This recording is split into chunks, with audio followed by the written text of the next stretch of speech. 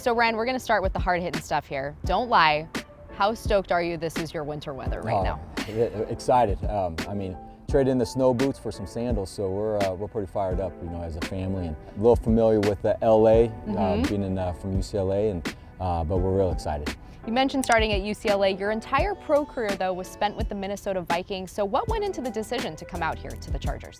Unbelievable opportunity. I mean, obviously very thankful for the Vikings giving me the first shot, but coming out here, talking with Coach Staley and Tom Telesco and the Spanos family, just felt like home and as a family atmosphere, and I just really love the direction that they're headed, and you know, that's what actually sold me on the opportunity to go out here, but very excited.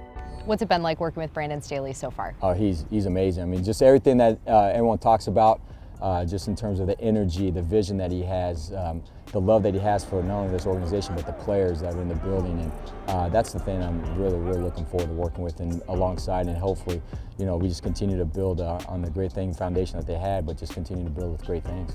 So you have a lot of experience coaching special teams, but last year with the Vikings was your first year as their coordinator. What did you learn, maybe just about yourself and also the position that you'll bring out here now? Just to handle adversity in different situations, handle those players. You're on a different role in terms of as an assistant before. They look at you a little bit differently. So being able to transition from that role and just having more of a vision on how we can go ahead and achieve success on the field and help our team win games. You've mentioned in a Vikings presser, when it comes to special teams and the kicking game, we go as they go.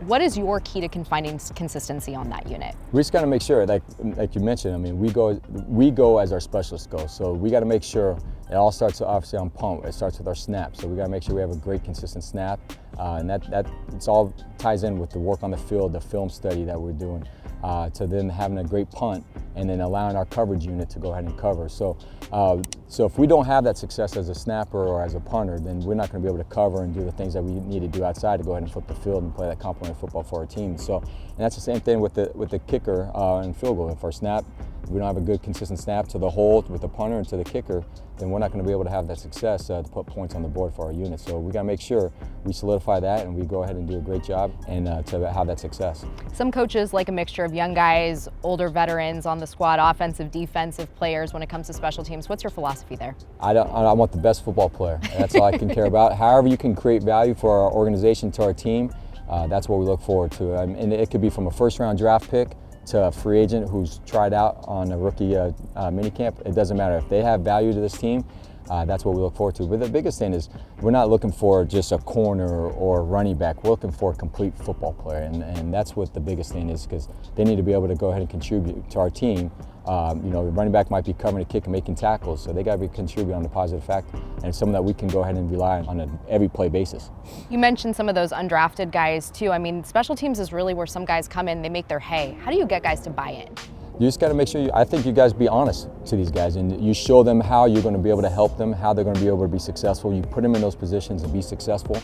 And that's the most important thing, I think, and they'll understand then the time that you put into them, that they know that you actually care about them and their success, and that you're actually looking for the best for them. Like we had guys with Marcus Sherrills, who was a free agent guy who walked on, you know, tried out, and he had a great success, and to a guy that was a first-round draft pick with Trey Waynes having success, you know, as a special teams who's never done it before, and you just got to be able to blend those guys together, but their craft is very important to them. You can find out how that is, and you can go ahead and get the most out of it. And then lastly, Ryan, just what does this time look like for you right now as you're sort of getting ready to sort of put your fingerprints on this group? You know, right now we're just evaluating the team, you know, as a whole, the special teams unit, the players, what makes them tick, but then also finding, you know, looking at the free agents and how you can go ahead and plug in certain pieces to improve the units, because we're always looking to try to improve, you know, uncovering all those rocks and making sure we can, you know, get better in any spot. If it's just a little bit, that's what we got to make sure we do. And then to the draft and just putting the whole philosophy and what we want to be as a special teams unit. Welcome back to LA. Congratulations. I appreciate it. Thank you. If you want to see more content like this, check out the link right here.